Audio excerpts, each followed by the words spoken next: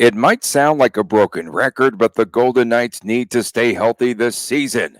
Ahead on this edition of Locked On Golden Knights.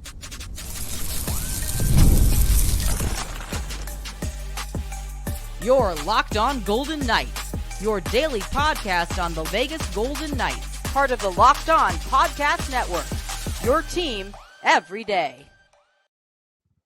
Hi again, everyone. Tony Cardasco, Chris Golick from Las Vegas. Thanks for making us your first listen every day. You can find us wherever you get your podcast, places like Apple and Spotify. And please make sure to subscribe to our Locked On Golden Knights YouTube channel. We are brought to you today by FanDuel. Visit FanDuel.com/lockedon to download America's #1 sportsbook.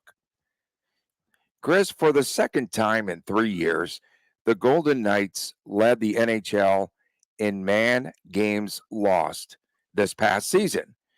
VGK missed 476 man games last season. In the Cup season of 2022-23, VGK didn't even finish in the top 5 in this category. So again, perhaps that helped in leading to their success. And to show how important it is to stay healthy as injury-free as possible, you look no further than the Edmonton Oilers this past season, who missed only 60 man games. And of course, they came to within one game, one win of capturing the Stanley Cup. 2 goals. I mean, a lot of ways we can certainly ham that up there. Yeah, I mean, it's interesting to see how this plays out. And you look at teams on both ends of it. Obviously, Vegas is way up there, barely makes the playoffs. Blackhawks and San Jose are next. Washington also barely a playoff team. New Jersey Devils, Toronto, Colorado, Columbus, Anaheim. So generally, if you're in the top 10 in that category, it doesn't bode well for your chances of making a deep run. But it's not just about avoiding the injury bug. There's a question within the game now is, do the Golden Knights have the depth when the injury bug occurs? The injury bug doesn't have to hit the Golden Knights as hard as it has in the past, but the effects can still be just as lethal, if you will, or worse, because there's been a lot of changes, obviously, at many of the offensive positions. You go a step farther. Now, we're talking about depth, obviously, when I reference that. Now you go a step farther and you wonder how bad the injury bug might actually hit. Well, okay, you look at Mark Stone for the last couple of seasons. We don't need to go into great detail. We know what his situation is. Tomas Hertl hopefully is going to be healthy coming into the season. He says he is. We'll see, obviously, how things hold up. Looking at the defense, Pietrangelo, 34 years old. Shea Theodore, last 2 seasons, missed 60-plus games. Braden McNabb is now a 33-year-old. White Cloud's had some injury issues. Nick Hague, So a lot of questions, but the Golden Knights are due for some good luck in this category as well. It's been nothing but bad luck for really the last 3 seasons. Yeah. And 2022-23, one of the things that I saw that stood out, they lost 30 points due to injury. I saw some analytics site a while ago. And that's a lot of points, but again, they did win the Cup that season. Vancouver, which won the division, had lost half of the man games, more than half, or I should say less than half of the man games of VGK with 216. And health is definitely a major part. You talked about Stone. Wasn't it like 2 seasons ago when you and I could literally see him start to fall apart on the ice, right? 2 seasons ago. We've talked about that. I remember specifically, I don't remember who the exact game was, but I remember one game. I wasn't in the box. I was with my kid, I think. And just watching him going up and down the ice, I mean, it was tough. It was very tough. And to be fair, it's also when the back issues were his primary area of concern, so to speak. Last year, I mean, yeah, he looked a little slow at times, but that's what you're going to get when you have someone that's had all these back surgeries and things like that. He still got the job done, and obviously a freak injury, a weird circumstance led to him missing, obviously, a 30-plus game, whatever the number was last season, which was terribly unfortunate. One of the reasons why the Golden Knights couldn't have a deep run because of where their placement was in the Western Conference. But again, Stone, we talked about this so many times where we're beating the horse right now, or we're beating the Henderson Silver Knight right now. but it's Stone doesn't look like a fast skater out there. He's not a fast skater. I've mentioned he's not going to win a lot of races in the NHL against probably 60, 70% of the league. But again, tactical speed, Tony, there you go. Tactical speed. So what Mark Stone lacks with his physical ability, if you will, as far as his skating goes, he will make up for it with his mind. He will make up for it with being in the right place in the right time. And honestly, I've said this a number of times as well. I'm projecting this to be Mark Stone's healthiest season in a long time. I'm calling for Stone to have over 70 games played this season. 75 is my number for Mark Stone. 75 games played this season. Some freakish injuries. You just mentioned the spleen injury doesn't happen too frequently. Jack Eichel, the skate, falling apart leads to an injury for him. They've had some freak injuries. And then, as we know, the 9 in-season surgeries, which is absolutely unheard of in any sport, and 2 internal surgeries that they had with this team. So they need some luck too to be on their side, because they're not afforded, if you look at this roster as it currently stands, not afforded with a ton of NHL experienced depth. Looks like 6 or 7, just scrolling down really fast, 6 or 7 of the 18 to 20 everyday players on the Golden Knights are age 30 and greater. Mark Stone, 32. William Karlsson, 31, been largely healthy for the last few seasons. Is that going to keep on going? Pietrangelo, 34. Braden McNabb, 33. Even going down to Ben Hutton, 31 years old. Olofsson is a 29-year-old. Barbashev is now a 28-year-old. Again, we're talking players that are right in that window of they're kind of within the prime, but they're starting to get a little higher to 30 years old, where things not always, where things generally will start to slow down. Ultimately, where I'm going with this is a high risk roster. It's been like that really since the season where the Golden Knights won the Stanley Cup. A lot of experience, to put it mildly. A lot of players who will suffer breakdown at some point. It's just the nature of the beast. It's the National Hockey League. It's the greatest league in the world. It's the most physical league in the world. Injuries are absolutely apparent. And now we're talking a roster that is now largely 1 year older than where it was a year ago. Now, on the plus side, I'm not saying it was a good thing losing Marchessault or Chandler Stevenson and guys like that, but you do have some younger players replacing them, which hopefully will have better durability, and like an Alex Holtz. I don't know if Olofsson is going to be that guy, but the hope he's that guy. Dorofeev hopefully going into an everyday role right now. Brendan Brisson possibly. I don't know. I'm getting colder on Brendan Brisson being an everyday player this year. I don't know why. You are. Yeah, I am. I don't think it's going to happen. Maybe I'm wrong. I hope I'm wrong for his sake. I hope I'm wrong for the team's sake, because that means he'll be a very good contributor. But let's assume for a second Brisson is an everyday player. Now we're talking, a 22-year-old getting regular minutes. Dorofeev, a 23-year-old getting regular minutes. Holtz, a 22-year-old getting regular minutes. You still got someone like Jonas Rondbjerg, who might be in that 19th or 20th forward role, a 25-year-old. So on the flip side, there is some youth in the pipeline. Are they ready to, A, contribute at a high level, and B, will they be durable, or at least more durable than some of the aging players? Marchessault at his age was very durable, so who knows, right? Yeah, and you did sell me on Tanner Pearson and his arrival, and perhaps filling that role that we thought that Brendan Brisson might have taken over there. So experience. interesting. Someone experienced that Cassidy's going to trust out there. That's it. And that's the way Cassidy rolls anyway. Is there anyone injured that we are aware of for VGK heading into the season? The last player I think that was missing time in the playoffs was Nick Hague. Am I correct on that assumption? I was trying to think if there's anyone that was injured late in the season that it might carry over into the start of the season.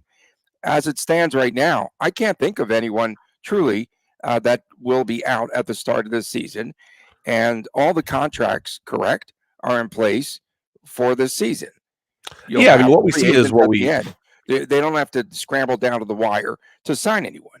What we see is what we get for the Golden Knights. Right now, they are technically negative $3.68 million in the salary cap.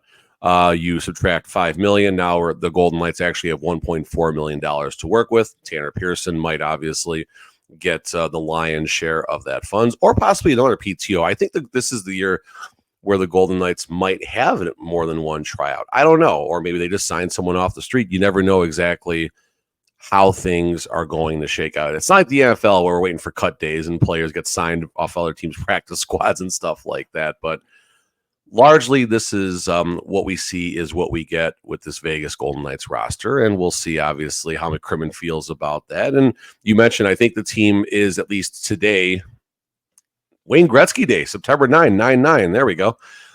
Today, September 9th, the Golden Knights obviously are healthy. It's the off season. Everything should be good coming in. We'll see what happens, obviously, in about 2 weeks when camp starts. I think, give or take, the rookie camp, obviously, a lot closer. We'll obviously get an idea of who really is healthy, who has some work to do. And obviously, injuries could happen hopefully they don't, during training camp. Zach Whitecloud, I believe, suffered a preseason injury when he got checked. I think it was the Avalanche game, if I'm not mistaken, wound up missing some time. So once the jerseys go on, whether it's practice or anything else, injuries can happen. Right now, they're probably doing the captain skates over at City National. If you sneak in there at the right time, who knows? Yeah, everyone should be in town, right? They should all be back here and ready to roll. And of course, Holtz did that interview with Lawless recently, so he's in town. I'm guessing they're all here. I'm guessing they're all skating right now. I'm guessing around between 11 and 12 every day. You can sneak over to City National and. Is that open to the public, or you just need to sneak in? No, it's the rink is open. When I was out, when I was there covering like the rookie camps and stuff last year, because there's more than one day of it. I remember just walking right over to the other ice. It's open, and players are all really cool and stuff as far as interacting with the fans and all that. I saw Phil Kessel out there with them. You did last year. Last year. Okay. Coming up next, is he going to make a comeback this season for VGK? Next, VGK first-round draft pick, Trevor He is working Connelly. out. I can tell you he is working out. He's waiting for the phone to ring. Whether it rings or not, who knows? Connelly's in the news again. He continues to work on his image. Stay tuned. More after this on Locked On Golden Knights. You have heard us talk a lot about FanDuel, America's #1 sportsbook. Well, we have a little something different for all of you. Now, through September the 22nd, all FanDuel customers can bet $5 and get a 3-week free trial of NFL Sunday Ticket from YouTube and YouTube TV. Then, with a YouTube television base plan, you will be able to watch every regular season Sunday afternoon out of market game. All you need is a Google account and a current form of payment, and you can cancel at any time. Monday Night Football is back, and FanDuel has posted a number of San Francisco -4 over the New York Jetsies. And the total on this game, 43 and a hook. Visit FanDuel.com/lockedon to download America's #1 sportsbook today. Back on this edition of Locked On Golden Knights. Do we have an over-under on the number of snaps Aaron Rodgers takes tonight? I think it's at 2 and a hook, probably. Was it 3 snaps last year? What was the number? Yeah, it was pretty bad. Hopefully he comes back. It'd be fun to watch. It'd be fun for my Jets to win maybe this season. That would be nice.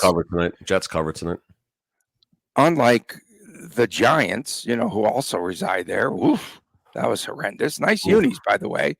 They did Montreal Canadiens. They're the Canadiens. Yeah, they did. And I thought that those were nice. They kind of grew on me. This was by far the worst, though, yesterday. Chargers with a 16-10 lead, 7:15 remaining, the hometown team, the Raiders. The Raiders have a 4th and 1 at the Los Angeles 43-yard line. And what do, Antonio Pierce? You punt the stinking ball. I saw him. I was reading his lips, though. He was like, we should go for this. Let's go for it. Somebody upstairs talked him out of it for some reason. The analytics behind all that are very interesting. There's coaches that follow him to a T, and there's coaches that want nothing to do with him. The analytics said to go. I read a story yesterday. Yeah, for sure. Oh, boy. Football season's back. So this is Let's go. Fantasy football season's back, Tony. Fantasy football season. And then my prediction for the UNLV football game, I said they were honoring the 1974 UNLV football Rebel team. So for 74, I said go out and score 74 points. The Rebels scored 72. So you were way wrong. Got it. Okay. I was close, within 2 points. Come on. They play a junior. They Does play that? a junior high team. What? Yeah, I mean, how for do you score sure. 7? Okay, Utah fair enough. Tech. Utah Tech. Um, Okay. so lower division. It used to be a junior college up there in St. George, Utah. VGK continues its PR spin. They are working to hopefully shape the image, make the image better, I suppose, with the top draft pick, Trevor Connelly, back in the news again. Connelly, who is considered or was considered a risk, I should say, still is, when VGK drafted him. Again, reportedly had numerous issues, including some racist accusations hanging over his head for a while. And for a second summer, Connolly coached with the hockey players of color, which I think is outstanding if you're doing that on your own. But last year, he had everything hanging over his head. He's headed into the draft, so he's coaching a minority team. And it's a week of his summers with players from different backgrounds, cultures, colors. And so, is this part of the continued PR spin to clean up the image of Trevor Connelly? Remember now, keep in mind, and I'm not being negative here, but so many teams, what did he fall to 19th in the draft? And they said someone said, I remember during draft week, Top that 12 upside, top 8 upside, top 10, yeah, something like that. well, they said he's on that same level or par as Celebrini, which I don't know, but so many GMs, so many owners passed on him because of his poor image. And there were GMs that said, I like the kid, but no way is my ownership going to go for this. So number one, the first thing that stood out to me, you said it, and I read it in the same story you did. This is the second summer in a row he did this. Number one, so I think that's very admirable. First and foremost, Yeah, but last summer, do you think? I mean, his agent was like, "We've got an image problem." oh, of Major concern. course, Yeah, of let's go course. No, out. there's no doubt that Okay, how much obviously, of this is heartfelt? I, f- I mean, the article, and again, a VGK article, it will be clear, but the article does paint a wholesome picture, I guess, is what I'm saying when I read this article here. I do feel that Connolly has a legit connection. I think he feels that he's not looking at this as, I want to make sure I'm careful the way I say this, but as a sentence. He's not looking at this as, I think it's something that he does legit look forward to, and he feels a part of it, and it is helping his person. Selfishly enough, it is helping his personal growth. Now, something I was thinking about here is this something like, what are the Golden Knights supposed to do right now? Are the Golden Knights supposed to just bury him, Trevor Connelly, aside, keep him quiet, and just let him go back to school for the year, however long that's going to take, and basically keep him out of the news? Now you're going to see people saying, well, what are the Golden Knights doing to make this kid better? How are they helping this kid shed this past and maybe rehabilitate, if that's the proper word to use? On the flip side, when the Golden Knights do report this story, I mean, this could have happened. No one could even report on it, but obviously the Golden Knights chose to report it. No, But exactly. This could have been something that he did as sort of a passion project, and you don't need to hype it PR wise. We didn't hear about this last summer, and that's fair, and that's fair, and that's the second half of this here.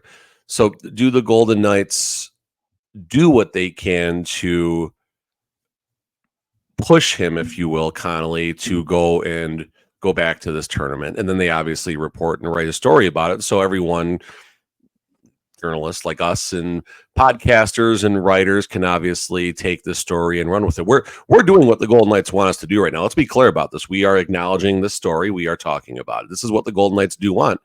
And so ultimately where I'm going is the Golden Knights got two choices. They bury Connolly, forget about him. People are like, well, what are the Golden Knights doing to make this kid better?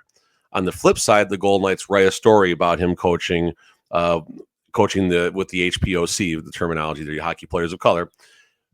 They can write about it. They can report on it. They can tell everyone what Trevor Connelly is doing and how the Golden Knights are, a part of this process in helping Connelly get by some of the terrible things that allegedly have happened. So what are the Golden Knights supposed to do? I think they're they're damned if they do, damned if they don't in this, right? Kind of like the Leon Draisaitl signing last week. You have to do it, but you don't. No matter what path the Golden Knights take on this, I think it's the wrong path. No matter what path the Golden Knights take on this, I think is the right path. So, what's the best path here? To just bury the situation and hope everyone forgets about it, or get some positive news out there in the hockey world so it is reported on? So, I think this is the right path the Golden Knights are taking, but I can make equal arguments, at least me personally, how I would like to see this play out. Whether it's just Barry Connelly, let him go do his thing, let him be an outstanding member of society in his school and everything. And I can also see the Golden Knights making sure they're telling everyone about all the positivity that Trevor Connelly has and all the changes. So I get both sides of it. I understand why the story is out there. I understand why it's reported. I understand why they're making note that this is now the second summer in a row Connelly's done this. So I'm okay with it, but I also understand the concerns that come with this. Okay, it's very contrived, first and foremost, in the manner in which they reported it. Number two, Kelly McCrimmon is who you have to blame.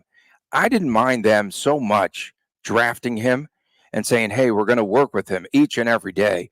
But McCrimmon, even on draft night, was like, we had conversations with him, like just Mr. Grumpmeister, as they're arguing. And to be fair, what you're referring to, let's paint this picture right now. On ESPN, McCrimmon was asked if he needed permission to draft Connelly. Well, that was in the aftermath. Even right. I'm talking but this about is what you're discussing though right now. Yeah, on draft night, McCrimmon just acted like it's no big deal. We just do what we're going to do. Whatever. We talk to him. We have no concerns. Okay. No, like we're going to have to work with this guy each and every day to make sure. He was young. He made some mistakes, and we know who he is. We've talked to him. We understand his character. He made a lot of mistakes, and now let's try to move forward with him. But instead, no, McCrimmon decides to go the Grumpmeister way and trying to prove a point that he's right in drafting him. And then you could pick up the story from there in the aftermath. But to me, it's not so much on the kid, in my opinion, as it was on McCrimmon and the way that he handled this. McCrimmon has never been guilty of softening things up. He's never been guilty of saying the right things with a hot microphone. You go back to not the same situation by any means, but going back to this press conference that I'm never going to let McCrimmon live down about we don't extend players during a playoff run. No, Hanfin gets an extension during a playoff run. So, my point is that McCrimmon, it's who he is. It's who he is. And it's not a knock on him either. Some people just lack a filter. We've talked privately about some of our personal friends who lack those filters. I'm not going to say who, but my point is that, it's just kind of how people are. And is that a bad thing? I don't know. Kelly McCrimmon's job is not PR. I guess it is to a degree, but Kelly McCrimmon's job is to put the best roster out there. McCrimmon felt the best thing he could do for the Vegas Golden Knights was to draft Trevor Connelly. Drafting Trevor Connelly comes with baggage. It comes with concern. It comes with a history. And now the Golden Knights obviously are using what they can to report a positive change in the personal culture, if you will, of Trevor Connelly. So, like I said, I'm okay with the path that the Golden Knights are taking, whether it's forced, whether it's whatever it is what it is. Those are private situations between Connelly and the team right now. And I'm not going to get into how that's being handled because I truly don't know. But what I do know is Connelly, for the second season in a row, participated. His quotes that came out of this were very nice. I do buy into the fact that he was into it, that he is enjoying the connection he is making. Genuinely. And this is a step in the right direction, ultimately, at the end of the day. All right. There's no doubt. There's no doubt. Do the Golden Knights need to hang a flag that this is happening? That's, I think, what your argument is, and I understand that. Maybe it's a little bit too hyped up, and it's going to be a long-term commitment on the part of Connelly to clean up his image. Personally, it's not something that his agent is going to drive. Let's face it, they did this last summer, a year ago, because he was heading into the draft, and they knew about all these concerns. Should the Golden Knights not be reporting on this at all, Tony? That's my question to you. Do you think this is something that they should just let happen? Hope a fan had a camera out there and just said, "Hey, that's Trevor Connelly." Great point. And you think that would have been better? It does seem a bit contrived. It does. And that's fair. That's fair. But they do have to try to do whatever they can from their end to say, "Hey, this guy isn't as bad as the public perception. And that's then, also fair. And that's what the PR team's job is. That's what their job correct, is. correct. But VGK was also, let's point out, very cautious with him in development camp, where they shut him down after a game. They said, "We've seen all that we need to see," and was that the right way to handle business? Because I don't know. they wanted to I don't keep know him what the away story from was behind media. that. I got nothing on that. Well, I don't understand either. I thought he was injured, I guess. I thought it was there some type They of said injury? it was an injury. Okay. All Fine. right. He was injured. Right. But in light of everything else, so Connelly's going to Fair. Providence. Another thing I really take issue with is his choice of the broccolini. Broccolini as his favorite side dish. That one just got to me, man. And then An athlete eats healthy, Tony, and you're giving him crap. Only you. Okay. And then, of course, he missed the NHLPA, the rookie camp thing that they did. Intentional, keeping him away from that. I don't know how that goes for invites and stuff. I don't know exactly all the top how that players. works. All the top rookies were there. No, I saw that. And Upper Deck's a big part of it, obviously, with getting those. There were more than. Let me put it to you this way: there were more than 19. There were more than 19 players there. That would have been. Is nice. it players though who are likely going to be on NHL rosters this year? I honestly don't know. Okay, good point. We appreciate everyone tuning in. Stay with us. We'll be back. I thought you were taking us home. Like, Tony, we got a third segment still. We'll be back with more right after this on Locked On Golden Knights. Tony Cardasco, Chris Golick from the sports and entertainment capital of the world. There you go. Appreciate you tuning in. Thank you so much. Make sure that you download our podcast. We appreciate that. No, it was just whenever I have an opportunity to express ourselves and how appreciative we are, Chris, I'm going to throw that out there. I don't care. No, you can. The way you said it, you confused me because it was the tone, and I was like, my mouse wasn't working. I was about to hit the exit video and stuff, and I was all off too right there. So that was. All right, it's Monday. It's Monday. It's already 28 minutes in. We can just call it done right now. We just say goodbye. And don't forget Fridays. WTF? What the Friday with all of your entertaining comments, and Saturdays sometimes pretty soon, and the not too distant future. Definitely 100%. Junior show. Maybe this Saturday or next Saturday. One of the two will be the premiere. Okay. VGK prospect Carl Lindbom is ranked 15th among goalies by elite prospects, and he'll be in action this weekend at development camp. I remember Carl Lindbom saying, "Hey, I've played a couple of seasons professionally in Sweden, and now I'm ready to take that next step." What will his role be? Will he be stuck at AHL level in Henderson? What are the plans you feel in developing a player now that's on the radar and among the top he's at number 15 by elite prospects as far as goaltending prospects go? You said development number one, Akira Schmid, Jess Vikman, and Jordan Papirny number one. So that's going to be. Where's Isaiah Seville? It's a heck of a question. He's not even listed. He's not listed. I feel like I should research this, and I don't have that information. No. I don't mean to put you on the spot. No. You're good. You're good. I have the same questions you do about that. Yeah, because I didn't see him amongst the top 4 goaltenders there. You've got Schmid, I should say. You've got Jesper Vikman and our guy, Jordan Papirny, right? And Lindbom, that's 4. Interesting. I'm trying to see where Seville is right now, but yeah, and that's the thing. There's a little bit of a goalie rat race happening down in Henderson.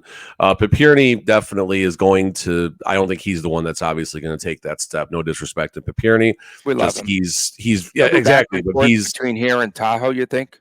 I think that's pretty likely, honestly, and definitely as players move around Papirny, you'll see a lot of them. I think at some point in the American League, because that's just kind of how things usually shake out. So. I mean, just starting with Lindbom and some of his measurables here. I mean, number one, 26 games. We talked about this thing a couple weeks ago, but you got Sweden 1, then the Sweden, and then SWEHL. I'm assuming it's kind of a hierarchy as far as jumping up here. 26 games in the Sweden HL, SWEHL is how it's pronounced, I guess, or stated, whatever. 212 goals against, 212, and then his save percentage is 911. Sweden 1, which is above their junior program, 929 save percentage and a 186 over 36 games. That's pretty That's solid. solid right there. 7 shutouts that season in 36 games, 2 shutouts in 26 games. So dude's developing, and it'll be interesting to see. I'm guessing he might be like one of the first goalies that we see in the rookie, or not in the rookie games, but in training camp, when obviously you see a lot of these guys. Maybe they'll get Prepirnia period or something. We're in the Golden Knights crest. That'd be actually really cool for him. But definitely interested to see Lindbom and his developments. And I mean, listen, I know it's maybe a little soon, but is there a path where all of a sudden for the 25-26 season, they'll trade him? It's or there's that too. You got Akira Schmid and Lindbom as far as the players who are, the goaltenders. And could be. It would be very inexpensive at the position. It'd be very inexpensive. I mean, is that too soon for Lindbom? Maybe, maybe not. You just never know. And looking at the list here of these 15 goaltenders, you have goaltenders on this list who have bona fide NHL experience, or at least people who are trending that direction, starting obviously with Askarov, of course, who's now with San Jose. Dustin Wolf, who's obviously going to be getting a lot of playing time this year. Shilov's ranked number 9. Carried maybe isn't the word, but he did a very good job in the NHL Stanley Cup playoffs. Sure. And he's ranked 11. And I remember number 13 on the list just because his last name is Portillo. Like Portillo is one of the best food places on the universe, and watching him play with the Ontario Reign. Or the pizza place. What is that? Hot dogs? Hot dog, beefs, Chicago food, Tony. Real food. Chicago. Real good Chicago food. Beefs. Broccolini? Beefs, hot dogs, no broccolini on the menu. Sauteed in grease, best no. chocolate cake you will ever have in your entire lifetime, Tony. End of story. Detroit. Next time you're in California, get to Portillo's. Thank me in the morning. Okay. So back to the goalies on this list. I mean, Lindbom, he's number 15 of the 15 listed. Fine, he's on the bottom. I don't care. But a lot of really good quality goaltenders who will likely get a lot of NHL playing time. So it's a good thing. It's a good thing. Did you see 2 Detroit Red Wingers there, 4 and 5? That's interesting. Yeah, Sebastian that's Costa, Augustine number 4. and Casa. And so Casa not even ranked in 2023, and now he's number 4. So I mean, maybe this is Lindbom all of a sudden. He's 15 this year, and he's number 2 next year. I don't know. Could very well happen, but a lot of attention will be on Lindbom this week at rookie camp. 100%. And then we'll try to watch him if I could keep up with the puck, because the cameras won't be there on the live streams. It's low cameras, Tony. What do you expect? Do you think Lindbom gets 2 of the 3 starts, or does each goalie, so him and Vikman, do they each play 1 full game and then split up a 3rd game? So they get. I see 2 or 3 goalies definitely involved as far as getting time between the pipes in these games. Just you don't want to push one goalie too hard. Number 1, number 2, you want to see what you got in all these goalies, and you want to see how they compare to one another as well. Put them in a game, see what happens. We appreciate everyone tuning in, especially our everydayers. We'll have segment number 4 coming up. Especially we could go forever, especially our everydayers. Thank you so much for making this show tick.